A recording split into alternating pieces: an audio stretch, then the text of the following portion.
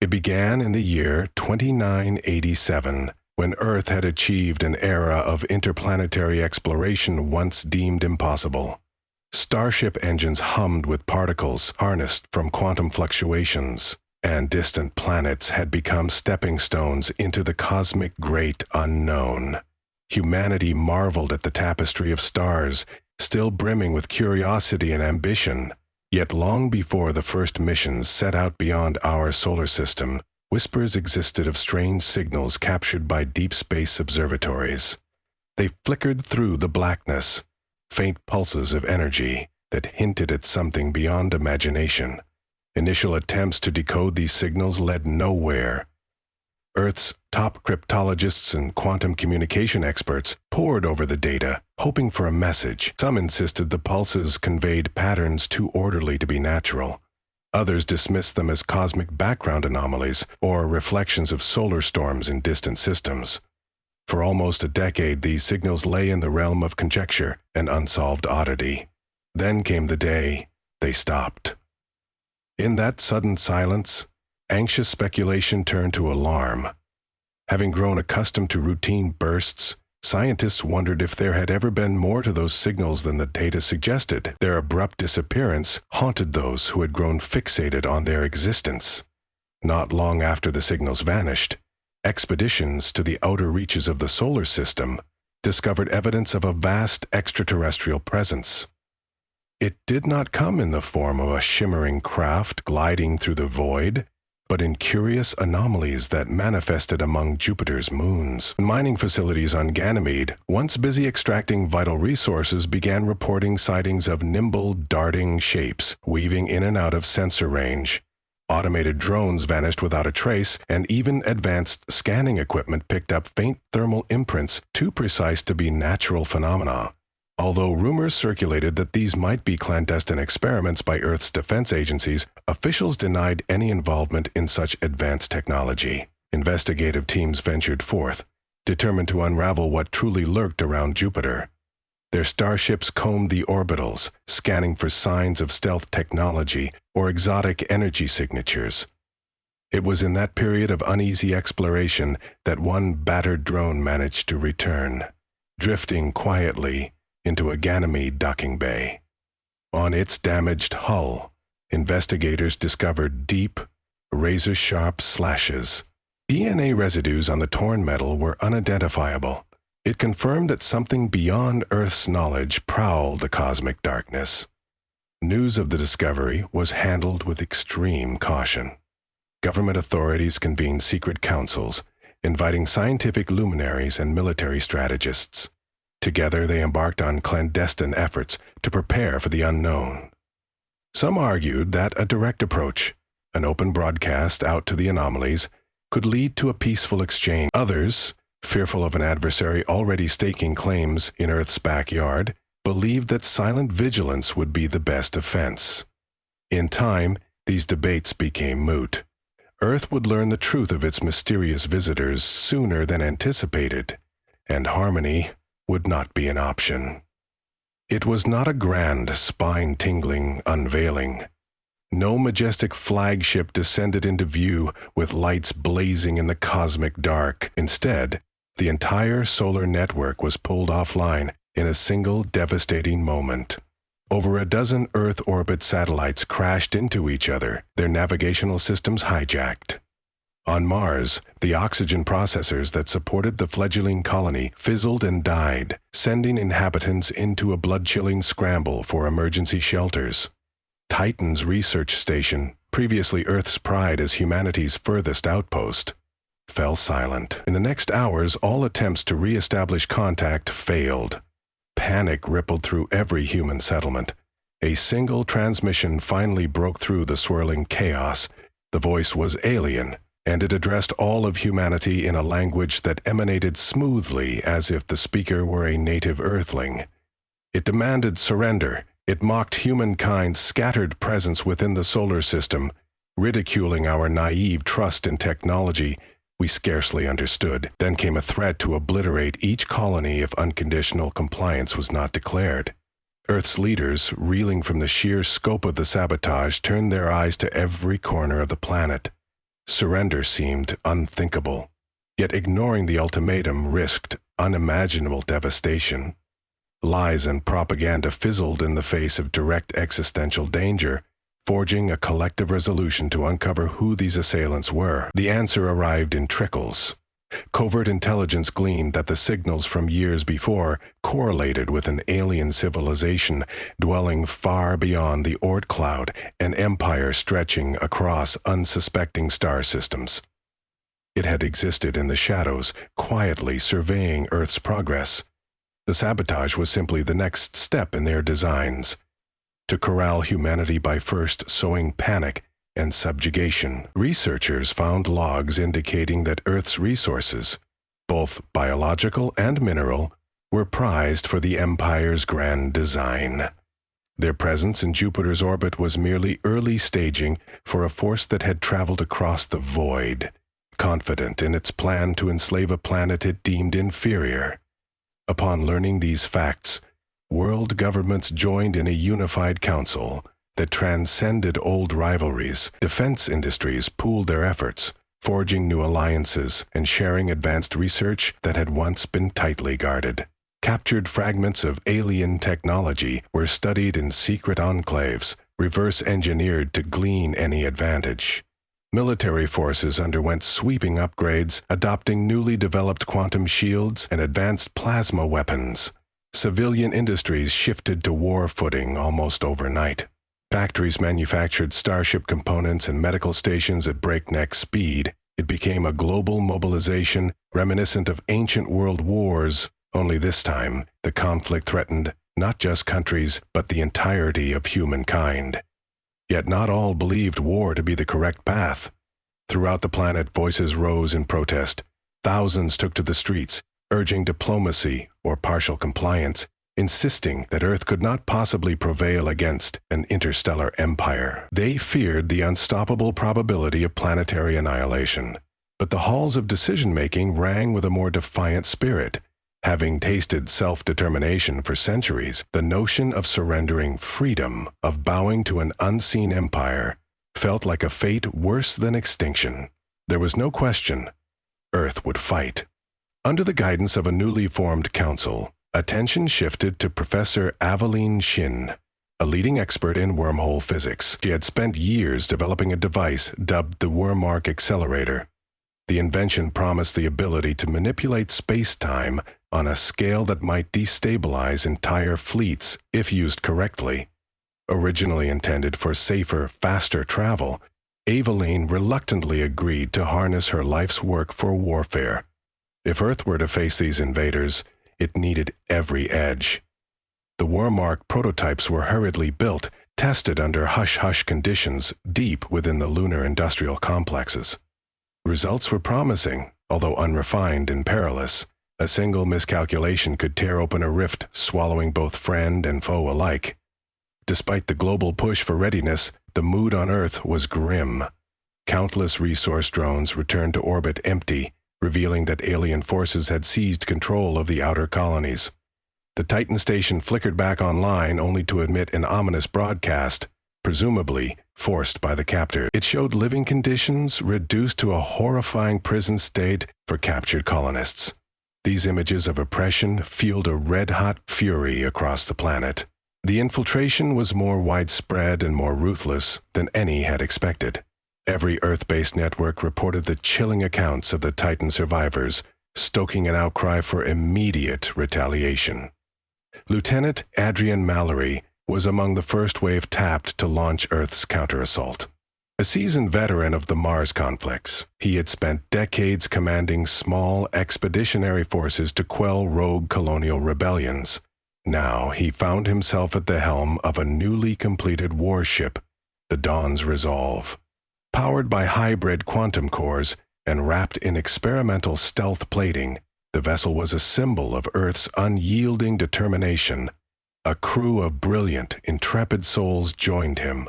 Soldiers, engineers, medics, and scientists. They understood the gravity of their mission: test humanity's unproven defenses against an advanced empire that considered us mere fodder.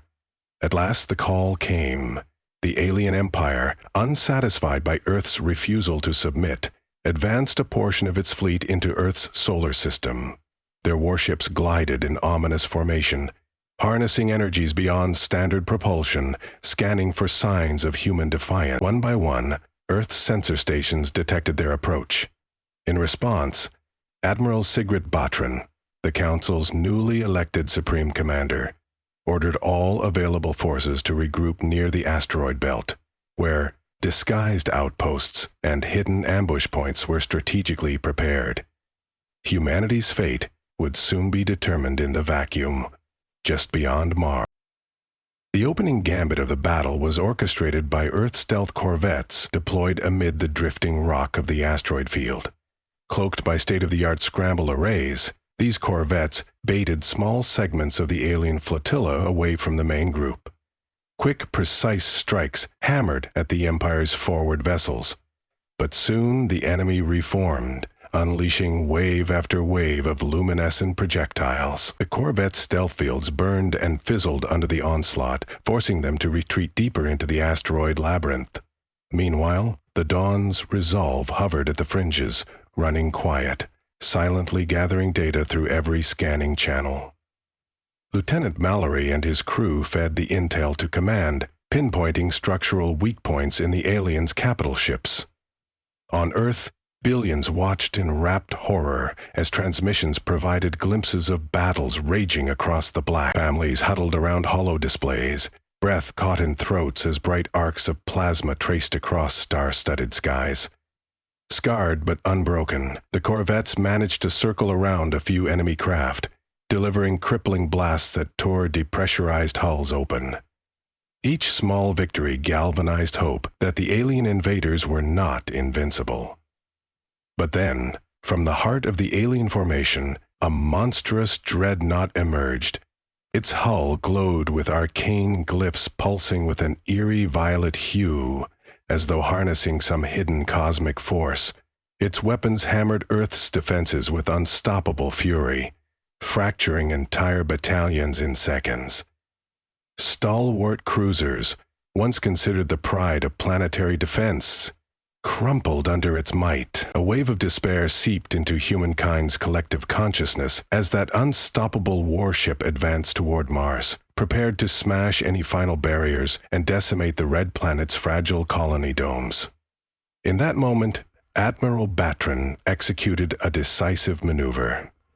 She ordered the Dawn's resolve and its escorts to lure the dreadnought toward a predetermined set of coordinates near a concealed transport network. Professor Shin's worm arc accelerator prototypes were in place, discreetly positioned on remote platforms. The plan was breathtakingly simple yet harrowingly hazardous.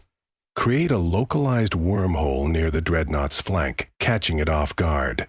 The gravitational shearing would hopefully cripple the Colossus, if not tear it apart entirely.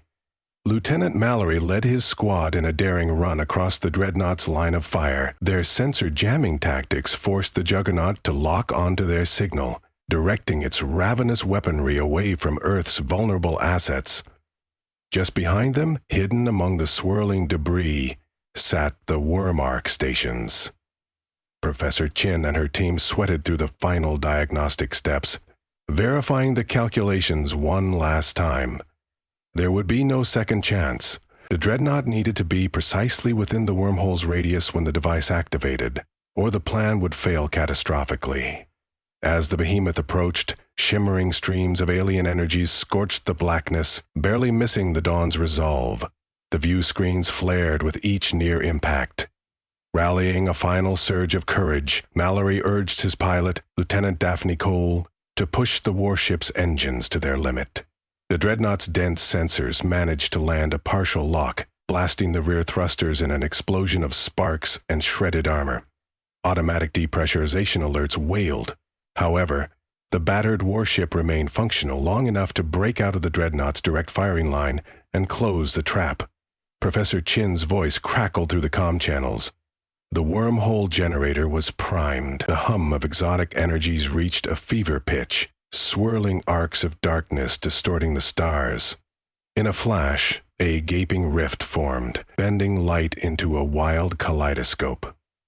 The gravitational well ensnared the dreadnought's hull, pulling it sideways through the chasm of distorted reality. Earth's entire defense fleet fired incessantly, pushing the monstrous craft deeper into the disintegrating tide. Its shields flared in frantic bursts, but the combined barrage and unstoppable pull of the rift forged by Wehrmacht technology was inescapable.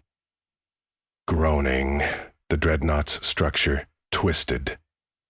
For a breathless heartbeat, it seemed the fortress of steel might break free. Then the wormhole collapsed, ripping the dreadnought to pieces in a blinding cascade of energy.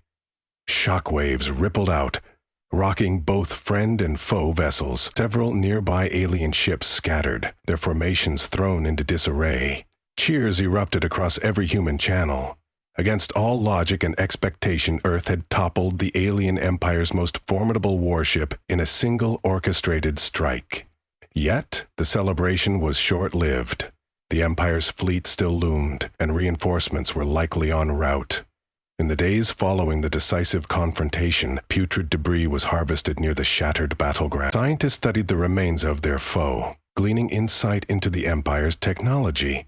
They discovered data cubes indicating that the dreadnought they had destroyed was but one of many. The Empire possessed dozens of such vessels, scattered through its territory. Worse yet, they held data on the Empire's largest outpost in the Proxima Centauri system, evidence it was a staging ground for a grand invasion force. Earth's victory in the asteroid belt was only a prelude to a far more dangerous war. Urgency echoed through the corridors of the Planetary Council. If they waited for the full might of the Empire to arrive, the cost in human lives would be incalculable.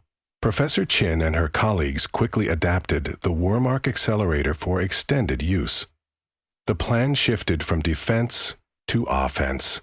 Humanity would bring the fight to the Empire's stronghold. Teaming up with a cadre of bold starship crews, Lieutenant Mallory and Admiral Batrin planned a daring strike on Proxima Centauri. It required forging a wormhole corridor large enough for a full fleet to pass safely, a feat no one had attempted.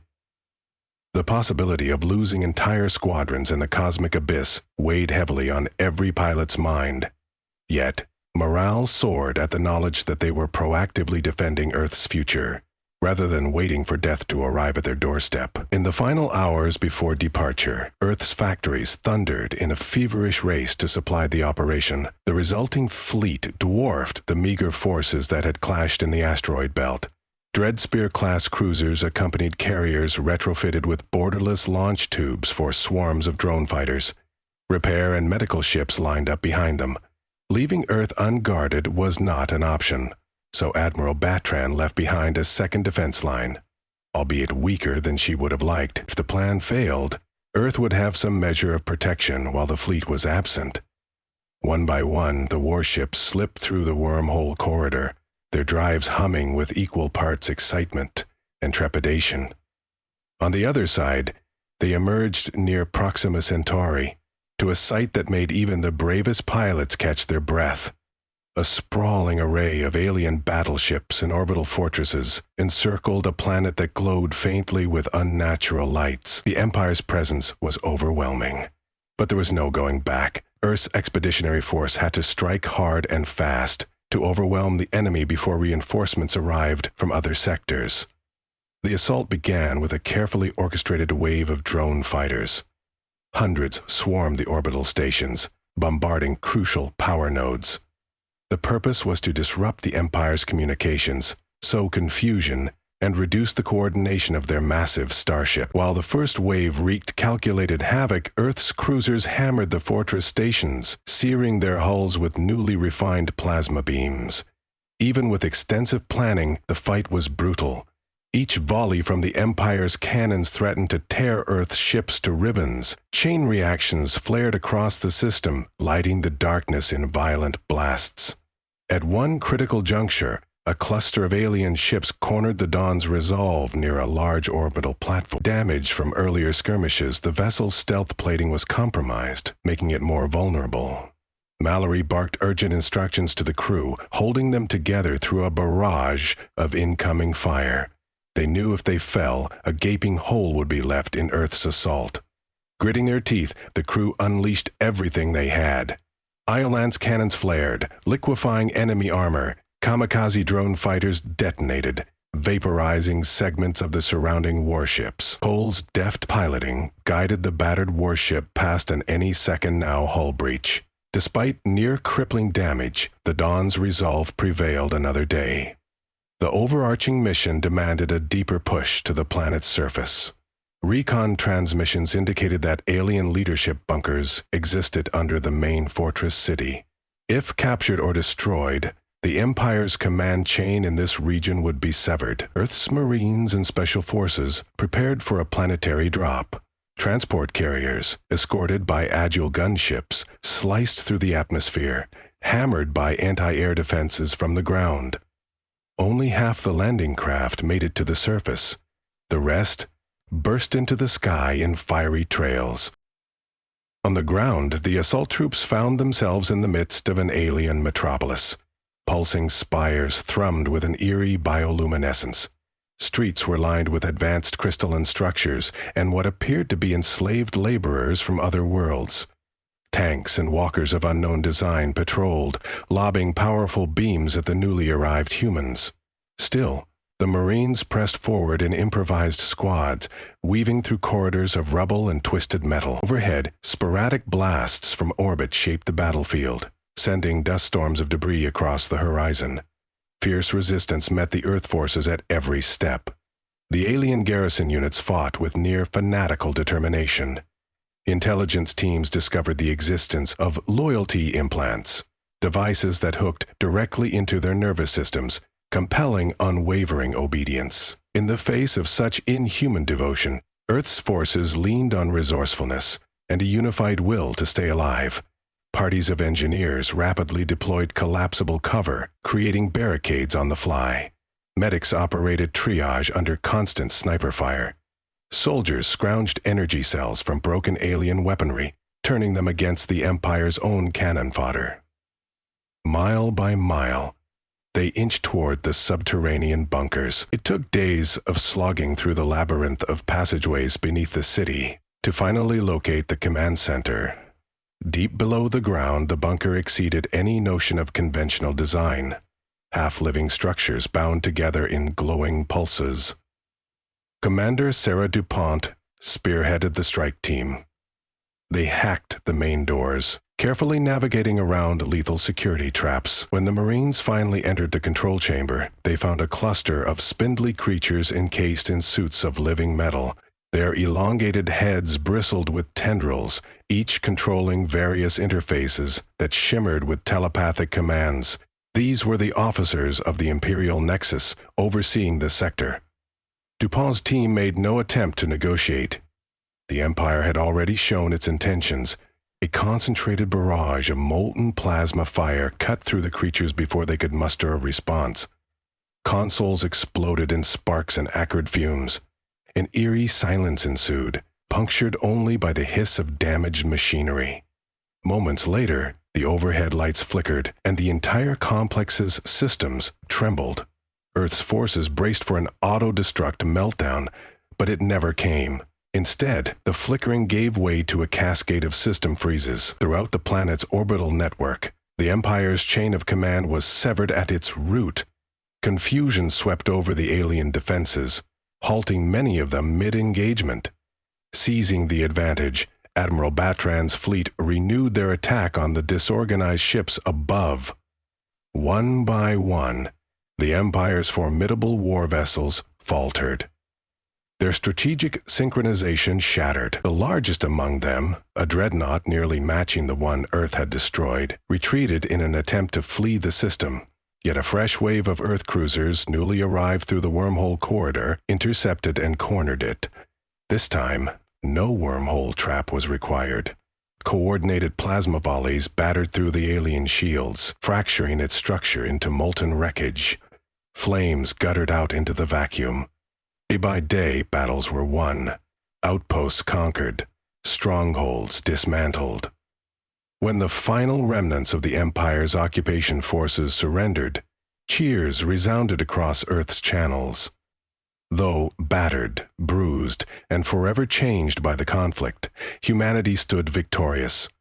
Their shining perseverance had overcome a civilization that had presumed them powerless. Throughout the Proxima Centauri system, liberated captives from multiple species emerged from forced labor camps, gazing with awe upon humans who had come to deliver them from tyranny. Some offered heartfelt gratitude in gestures or languages Earth troops struggled to translate. Others simply bent low, tears wetting their cheeks at the sudden release from oppression. Word spread rapidly across the network of conquered worlds that the Empire was not unbeatable.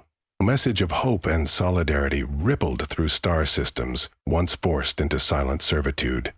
Earth, an upstart species on the fringe of the galaxy, had defied impossible odds and triumphed. The battered relics of the Empire's leadership retreated to unknown corners, no longer able to claim dominion over the stars. Nations once trembling in fear began discussing alliances with humanity, hoping to aid in stamping out the last vestiges of the alien regime. Still, the war had exacted a cost. Countless thousands lost their lives. Portions of Earth's infrastructure lay in ruins, and the heroic fleets that had pioneered the path to Proxima were reduced to half their original strength. Yet, in those smoldering ashes, unity burned stronger than ever.